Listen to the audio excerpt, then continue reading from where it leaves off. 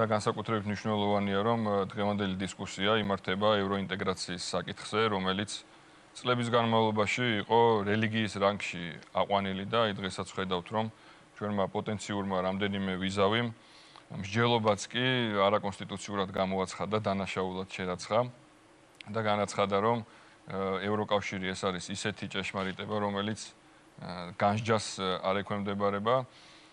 ქართული საზოგადოება კი იმსახურებს აი ამ დოგმების და იაფასიანი პოლიტიკური ლოზუნგების ნაცვლად იმსახურებს საგნობრივ დისკუსიას. ტაბუირებული თემები არ უნდა არსებობდეს. ეს არ არის რელიგიაზე საუბარი, როდესაც საუბრობთ თუნდაც ამა თუ იმ კავშირში გაერთიანებაზე. თითოეულ მათგანს, ვინც პირობითად სკეპტიკურად იყო. მათ შევახსენებთ, რომ ეს დებატი და ამაზე მსჯელობა ჩვენ ქვეყანაში არ დაწყებულა.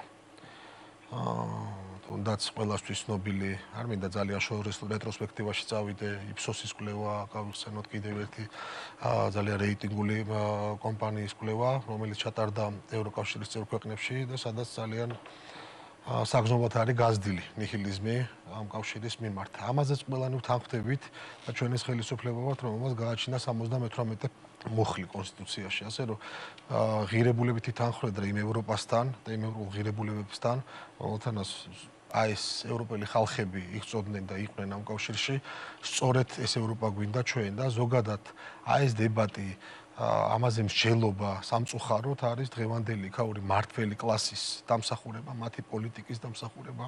როდესაც ხალხმა გაიგო ამ თემაზე უნდა გვედებატა, ხმაურია თქმა, როგორ შეიძლება საერთოდ მაგაზე ლაპარაკიო და მინდა თავიდანვე დავაფიქსირო, რომ არც ის ადამიანები, ვინც ამ დებატზე გვამონათებდა და არც ზოგიერთი აქ მყოფი, არ მიმაჩნია პროევროპელად. ის ხალხი, ვინც გვამონათებდა, ისინი იმიტომ არ მიმაჩნია პროევროპელად, რომ თუ რამე არის ევროპული ღირებულება, არის სიტყვის თავისუფლება. და არაფერია იმაზე უფრო ევროპული, რომ ევროპა აკრიტიკო, ოღონდ შინაარსობრივად და მორალური პოზიციიდან.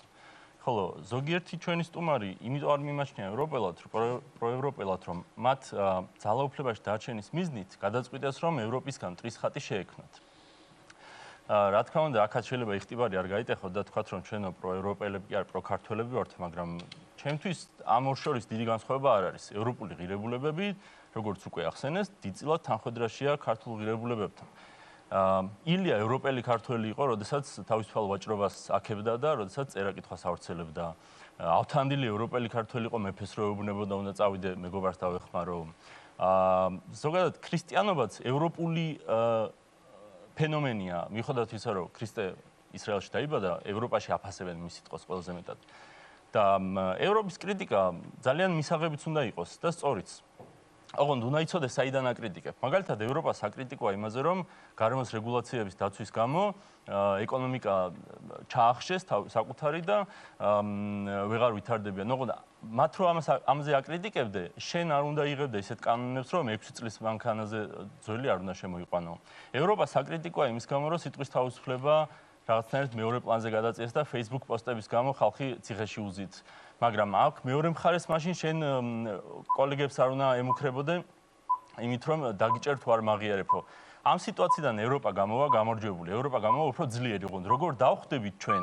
დავხვდებით როგორც გულშემატკივარი მეგობარი თუ მტერი? ჩვენ ყოველთვის ამბობთ, რომ ამას ჭირდება გასავლელი გზა. ნაბიჯ-ნაბიჯ. სწორედ აი ამას გულისხმობ, როდესაც 60%-ზე მეტია შესრულებული, ესე ვთქვათ, და ჰარმონიზებული ჩვენს კანონმდებლობასთან, შესაბამისად ევროკავშირის კანონმდებლობა, ხო?